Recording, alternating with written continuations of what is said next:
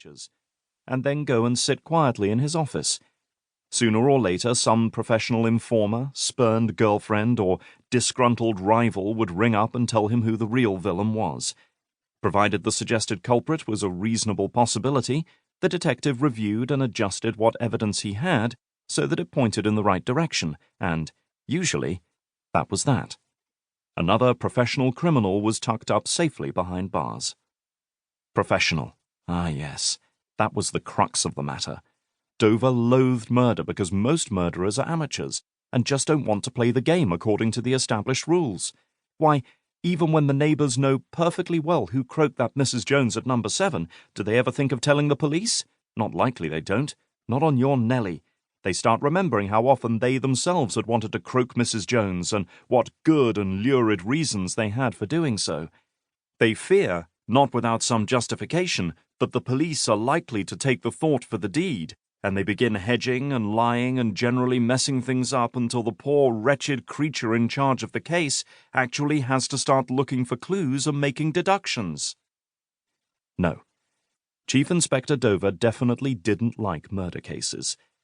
There was too much hard work and trouble attached to them, and this sleeping beauty business, from what little he knew about it, looked like being a real stinker.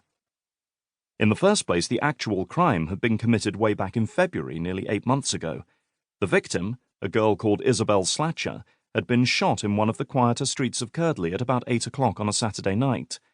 The gun used, an untraceable German Luger, had been dropped beside the body. Needless to say, it had been wiped clean of any fingerprints. The girl had not been killed outright, although she had been shot in the head at close quarters. She had been rushed to the local hospital and there had been an emergency operation which, no doubt, had saved her life. But she had never regained consciousness. While the local police had tried, unsuccessfully, to find her attacker, the girl had lingered on in a coma until she had died the day before Dover's arrival in Curdley. Now it was a murder case, and the chief constable had called in the yard. It had been some not very original journalist who had first thought of calling Isobel Slatcher the Sleeping Beauty. It was the kind of romantic label that the press likes, although, strictly speaking, Miss Slatcher was not asleep, nor was she a beauty. Chief Inspector Dover wasn't very optimistic about his chances of solving the case after all this time. Most of his cases he never solved anyhow, but he belligerently attributed this to the fact that the sticky ones were always unfairly shoved onto him. There may have been a faint whiff of truth in this because the Assistant Commissioner, Crime, couldn't stand the sight of him. This feeling was mutual, and ruthlessly pushed him out on cases which were located in the remote provinces whenever he got the chance. Dover finished his cigarette and dropped the end with a sizzle into his teacup. He sighed heavily and thought longingly of bed. Sergeant McGregor broke the silence. Otherwise Dover might have gone on sitting there all day.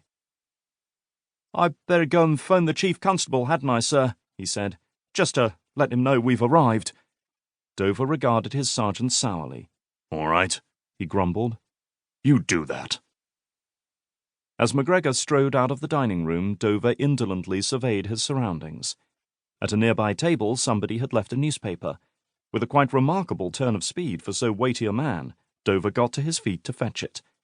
Out of the corner of his eye, he spotted that a rather elderly, bent woman had got designs on it too.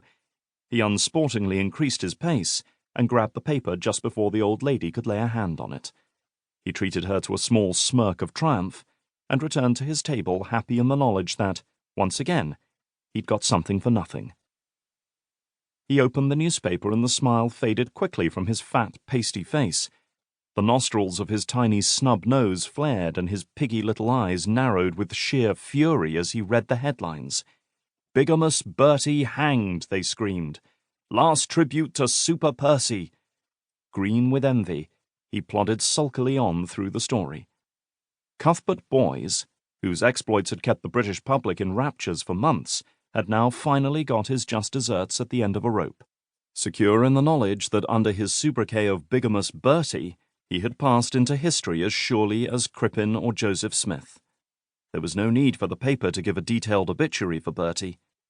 Dover, in common with every other literate person in the country, knew the whole story by heart. Briefly, Bigamous Bertie had, over a period of 10 years, gone through a form of marriage with